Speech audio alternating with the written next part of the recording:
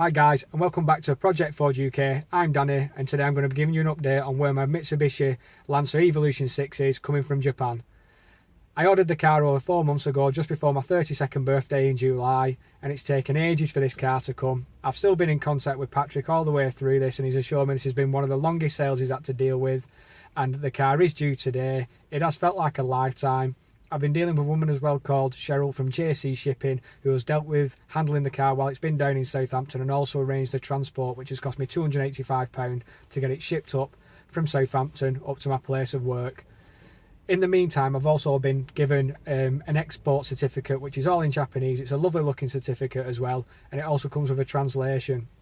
I then need to send that off to the DVLA with the V55/5 form. I need to include my driving licence. The car needs to be insured, so I need to put the cover note in as well. The car needs to have an MOT, and to get it through there I need to get the rear fog light fitted to the car. For the insurance and the MOT, I have to insure these and get it MOT'd on the actual VIN number, because like I say, we need to register this car, and you can't register it until you have these two things, yet it doesn't even have a reg number yet. So you have to register it and insure it on the VIN number. I don't know how I'm going to get on finding an insurance company that's going to insure it on the VIN number, but I'm sure I'll be fine. I've had a quart of Admiral, which is looking the best so far. Although I've been driving since 2004, I've always been in company cars, and I've got no claims. I've never held an insurance policy to get that 1 year's no claim or whatever it is, which is strange really, because I've never had an accident, never had a speeding fine or anything. But some insurers will not touch me. You have to have 2 years minimum no claims to insure an Evo. But luckily for me, Admiral do insure imports. I've told them everything about the car. I've held nothing back, and they're happy to insure it. And it is quite expensive, but I'm happy with the price, and I think it's a small price to pay to be able to drive one of these cars legally on the road.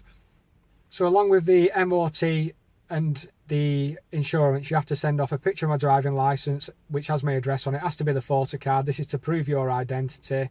I also have to send a fee of £55 for the first reg fee, and I also have to send in how much it is for tax, and I think for 6 months tax it's about £134.75. I can't remember the exact figure, but it is around there. I'm just going to do it for 6 months to start off with, and I'm going to start it from the 1st of December, so hopefully I'll have all my paperwork back, I'll have a reg number issued, I'll have the V5, and then I can carry on and drive this car on the road. The V55-5 form isn't too complicated to fill in. I did look online and see how other people had filled them in, but I am going to do a bit of a template later in another video and show you how I filled mine in. So I just need to send that off with all them documents I've just said. You don't get the export certificate back.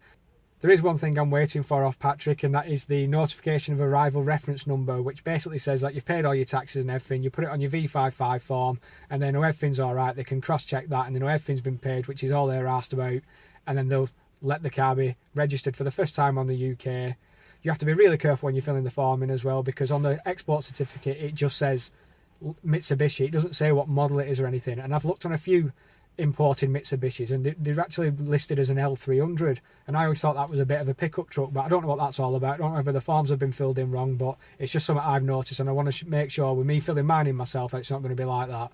So the car's due today between 4 and 4:30. I've just been on the phone again to Cheryl, and she's rung the driver. He's then been in contact with me, and he's told me that time's going to be a bit of an estimate. I can't wait for it to come now, so fingers crossed it comes and it's everything it's supposed to be.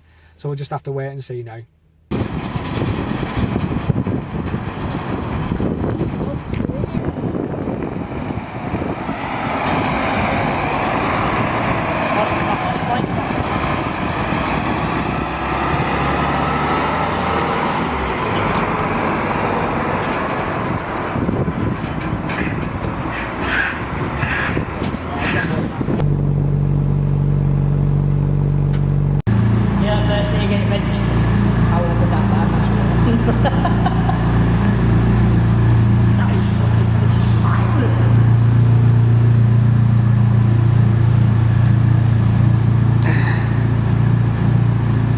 Come up, does it?